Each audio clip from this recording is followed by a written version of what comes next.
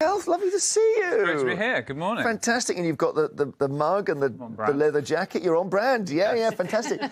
So Gareth is here to talk about something quite exciting, and it's a playground. Yeah. I think we got some pictures here. Can we see the playground?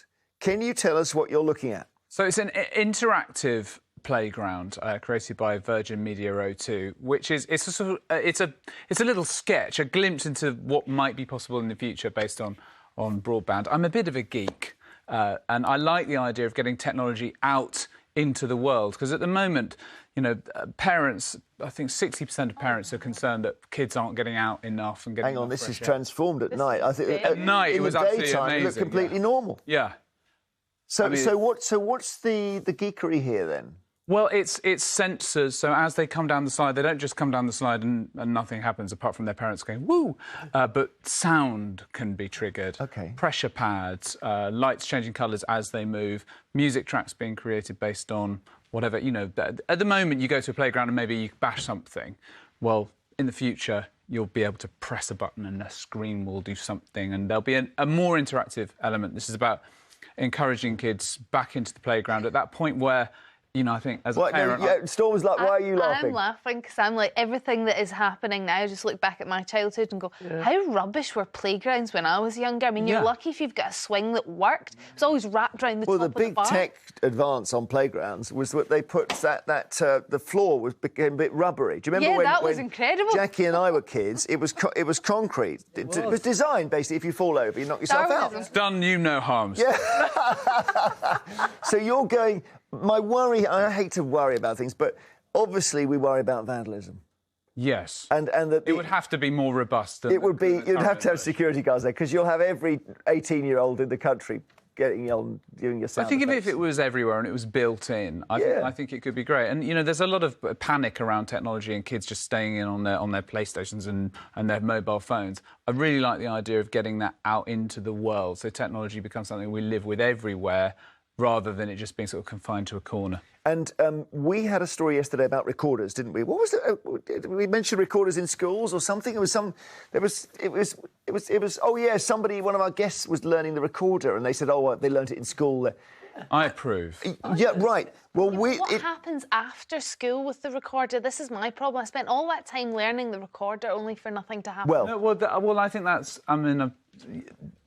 Maybe that's on your music teacher to not show the progression out of the recorder, because I think recorder can lead to saxophone. It's a gateway instrument to a whole world of other instruments. It is true, though, what happens after school. I played the cello, and I'm afraid my cello has been sitting in my attic for a very long time. There's still time. Never put a cello in an attic, because it never comes down again. That's the rule of life. But the idea in schools, I think some schools, they're now switching the recorder for the ukulele. Now, Gareth, if you were the teacher and you had the choice, which would you do? It's a difficult one. I have got a ukulele just under here. Right. I do what happen an amazing to have... chance thing. I know. This is my beautiful Koa wood ukulele, which I love. I'm on the side of the recorder, actually. Because, are you? Yeah, because I think it's a great instrument for learning to read music, which gives you more progression into instruments like the cello and saxophone. But you can't sing along to the recorder. This is more instant. Right, so let's just watch, because we had a bit of a thing downstairs with a brilliant young producer. I said, can you get George Formby out? And she started looking for George Foreman, the boxer. So we very nearly ended up with a boxing clip here, but it didn't happen. Let's see the legend George Formby. Now I go window cleaning to earn an honest bob. For a nosy Parker, it's an interesting job. Now it's a job that just suits me. A window cleaner you would be if you can see what I can see. When I'm cleaning windows, honeymooning couples too. You should see them villain coo. You'd be surprised at things they do. He's quite saucy, isn't it? It was quite risque, yes. The blushing bride, she looks divine. The bridegroom, he is doing fine. I'd rather have his job than mine when I'm cleaning windows. Cancel George Formby immediately. Good, wholesome. So, can you play that? I might... Different key, but yeah. When I go cleaning... Do I have to do the accent? Yeah, please, I go cleaning windows to earn an honest bob. Is this what your viewers want? Yes. For a nosy Parker, it's an interesting job. Well, it's a job that suits me. A window cleaner you would be if you could see what I could see when I'm cleaning windows. Yay! They had you in black and white there. It's really strange because I got the lyrics set and they're all completely different. They must have had a lot of different versions. But that, yes, as you say, saucy. Did he also do My Old Man's a Dustman? Did he do that one as well?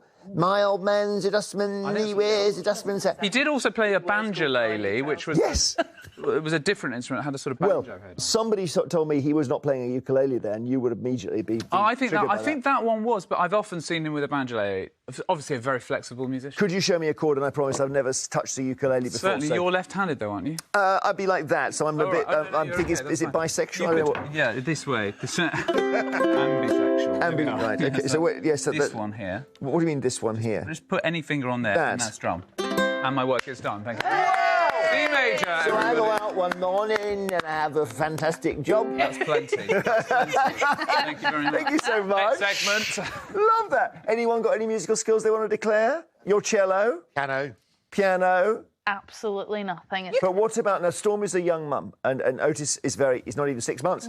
Yes, so, this is a great tips? question. You want I know top what you're tips? going to ask. Yes, how do I get him into music Right, early? expose your child to music. You know, go along to concerts, go and see, get a friend round who's got an instrument, get them excited about it. Sing all the time. Sing when you're doing other activities, and then when they start an instrument, micro practices. 2 minutes a day, 1 minute a day is better than going, you never practice, don't go down that path. Because that makes you give it up. Because I stopped playing the piano, which is one of my biggest regrets, even though I still have one in my house. But it's because you associate it with you have to go, you must do it, and you're going to be in trouble if you haven't practiced. Yeah. Should be a treat. It's like, if you're lucky, you'll get to play your recorder. What would you see Otis doing if you could choose an instrument? Well, weirdly, he does like me sing. I sing a lot to him and he loves me singing. I have a terrible singing voice, so I can only imagine when he actually hears a great singer in real life, he'll be like, whoa! Storm's hubby, Care, is a professional singer. Well, yes. He is. He fronts a More spoken band. word. He fronts a band. He fronts a band. He's a front man. So would he be singing those songs? He does occasionally help me out. Yep. Sometimes he's my hype man when I'm singing Twinkle Twinkle. It works out well. So nice. OK, listen, I'm going to show you a bit of Twitter here. This is a snow Twitter thing, and it's in, I believe, Wales. Bradley Harris is the reporter. Let's have a look. I'm up in Penbury Lanes in South Wales. We're about 40 minutes away from Cardiff. And look at it, there's snow everywhere. This is how deep it is. I've got my foot in here. That's how deep the snow is here. Not a word. So, Channel 5 reporter, we love him, Bradley Harris. Always, you've got to get in the snow if it's snowing. Brilliant. But there's a lot of snow. There's a lot of Have you come through snow this morning? And it's gone here, but I've got to go up to the northeast, and I think that's going to be pretty intense. Yes, Wales particularly storm affected. Storm, yeah. Any comment? Oh, on Wales? Well, no, just- I thought you were just oh, referring to anything the at all. actual storm. That's when the name can get very confusing. No, I'm just always disappointed when you hear there's going to be snow and then you get all excited about it and then you see the snow and you get even more excited about it and then it doesn't lie. So I'm just glad that someone has seen snow somewhere on the ground. But the thing Although where, this is when troubling. you're a reporter and you're sent to do weather, it's not enough to look out of a window. You have to actually be in the it. weather. And there have been some amazing examples over I'm the actually years. quite disappointed he didn't just fully jump in. Yeah. I would have. Do a whole snow angel number. Yeah. There's news, Gareth. There's an amber warning for snow in the northeast. Director Thanks, Dan great. just told me. Fabulous. He's not right about everything, though. I like to get outside, as we know.